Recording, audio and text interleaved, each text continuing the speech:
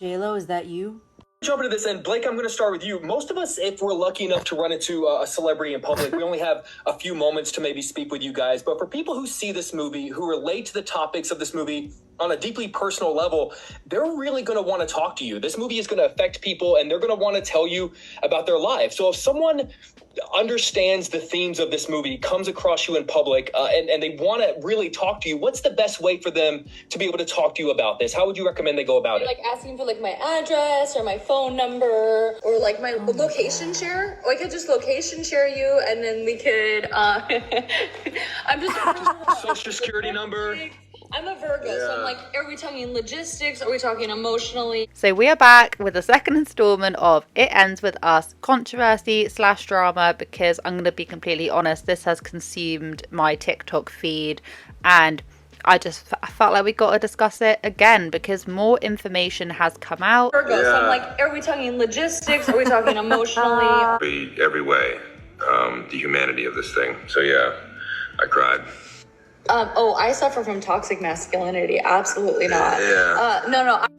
Very much revolving around the fact that Justin, the director of said film, allegedly, according to the Daily Mail, he was borderline abusive, according to a source, and he was the complete opposite of what he represents when he's chit-chatting to the press release and the premiere. He's completely different. As a man, I'm always going to come with my own biases, and it's one of the reasons I was afraid to direct this movie, let alone act in it.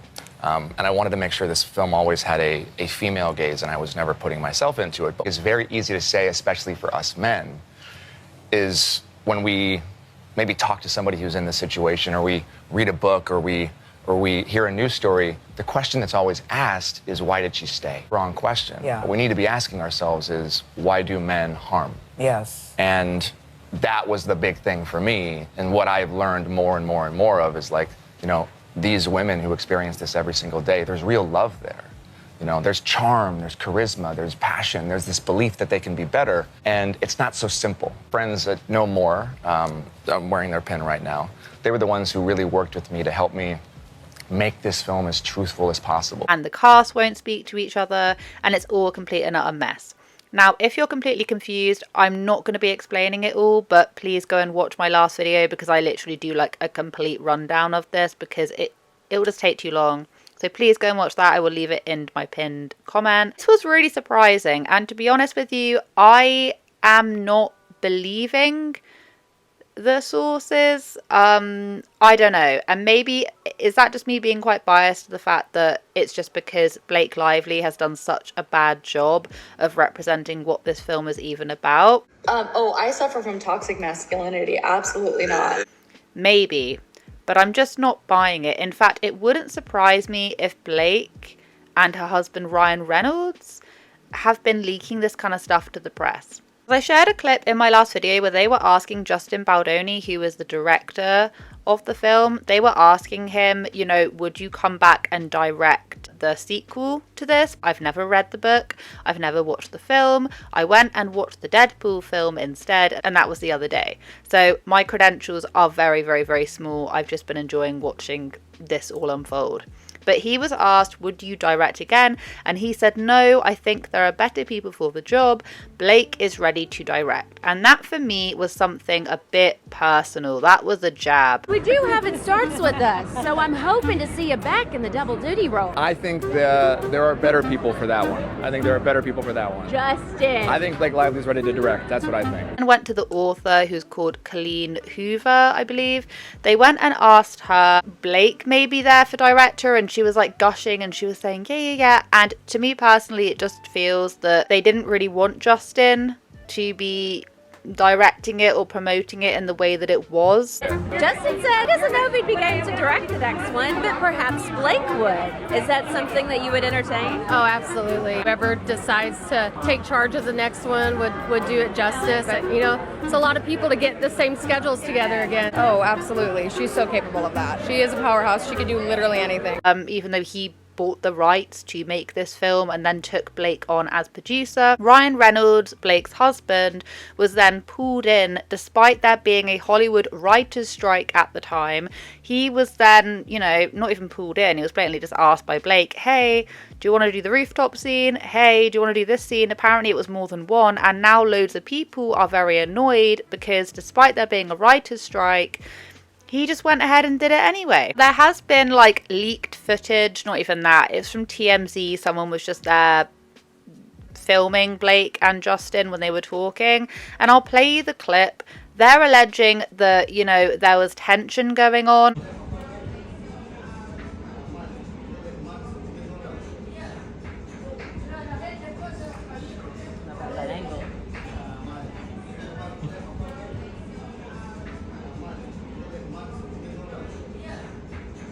I don't know, they might have just been improvising a scene, or they might have just been having a bit of a heated discussion, but either way, TMZ, because it's TMZ, framed it as if this was a really explosive argument. They were saying bad words to each other, that kind of thing. Daily Fail then came out and they wrote this piece, and I'll put it up here, and it says, the insider claimed that Justin only focused on what he believed was the abusive male viewpoint and had a chauvinistic approach to the topic. During scenes depicting abuse, Justin failed to consider Blake's character's perspective, instead focusing solely on what he believed was the abusive male viewpoint. His approach was very chauvinistic, creating a tense atmosphere on set. The source claimed Justin was borderline abusive on set and said he almost became the character. Justin almost became the character in the sense that some women on set felt that he was borderline abusive to them and that he was unprofessional and unapologetic, they said. The only thing I really have to go off is whenever Justin Baldoni is interviewed on how he would handle the graphic scenes and how he would approach it, very much let the women and let the people around him just decide how they would go about doing this. He tried to put it into a female perspective. So this is the opposite of what he is saying, which is then what the source was saying, in the sense that yes, what he's saying is not what he was like on set. What comes to mind isn't so much about the work that went into it, but about the why behind it. If a Lily Bloom in real life can sit in this theater and maybe make a different choice for herself than was made for her. Maybe she sees herself on that screen and chooses something different for herself. That's why I made the movie. Now, is there any way to like prove this? Is there any way to really prove that this is what's been going on? I'm not really sure, because nothing has been said publicly from any of the cast members apart from this anonymous source. Could that just be Blake? Could it just be Blake? I mean, could it? Yeah, very well could just be. I wouldn't want to believe that Justin is lying to people and saying that, you know, pretending to be this really nice person, that he cares about women, domestic violence, and all of this.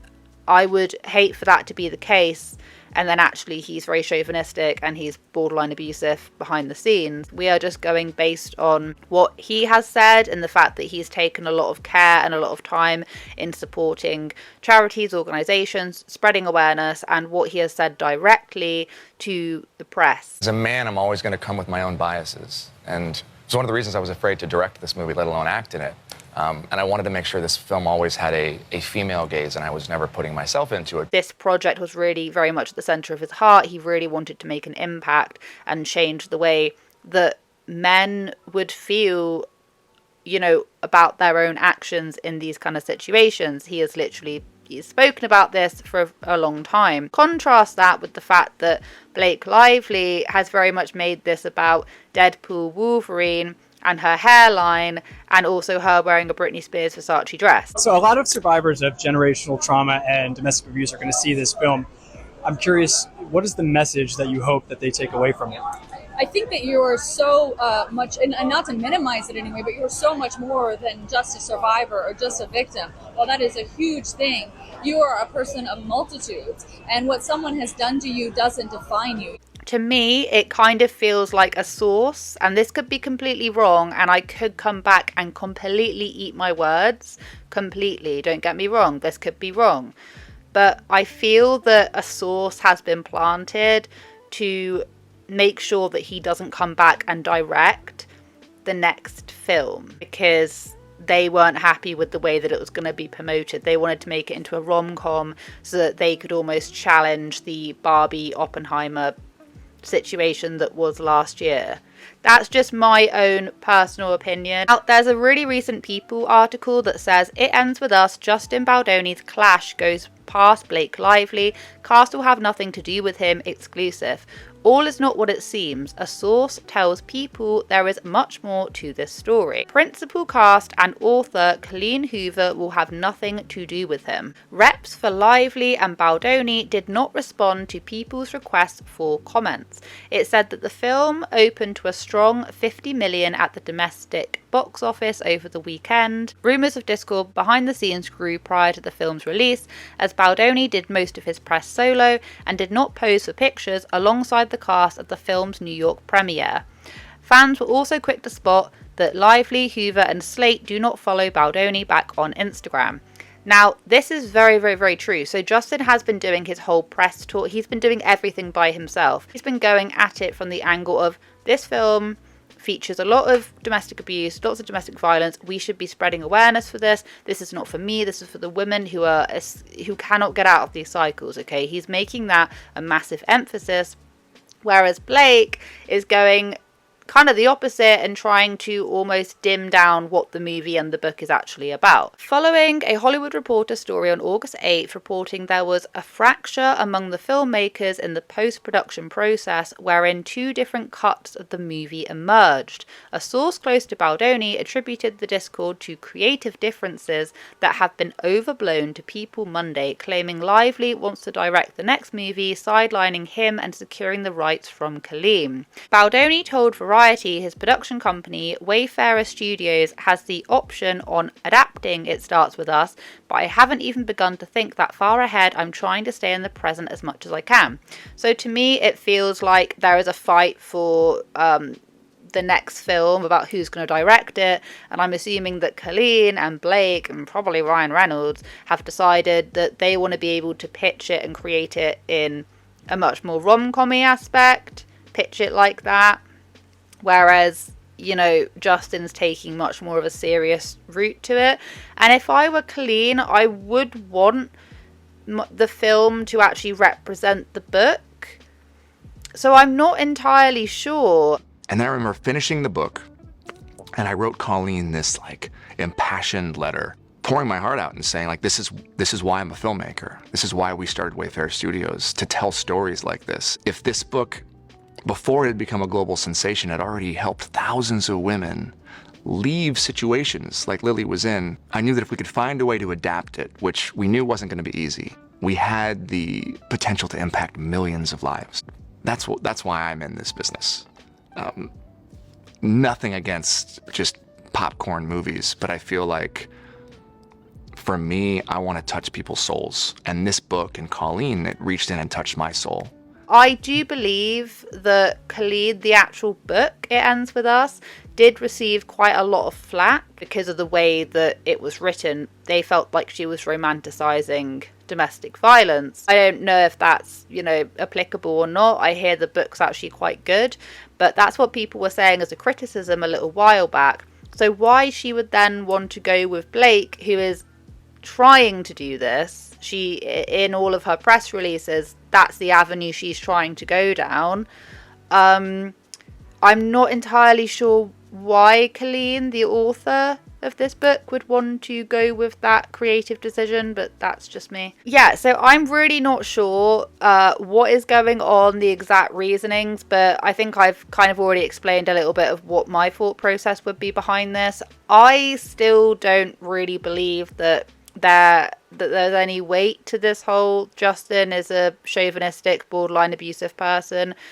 You know, could that very well be true? Yes, of course. Like, yes, of course, I'm not stupid. Like, things, you know, definitely anything can happen.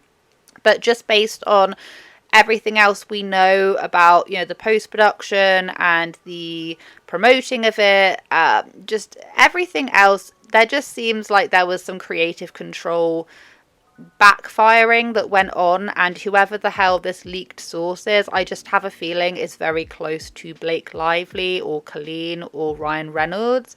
That's just allegedly, that's just my own opinion. No easy feat to bring a beloved book to the big screen.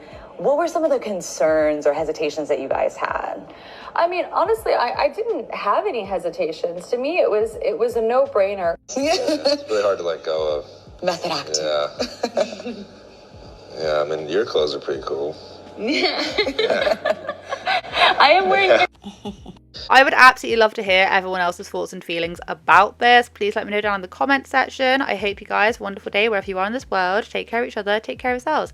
I'll catch up with you guys in the next video.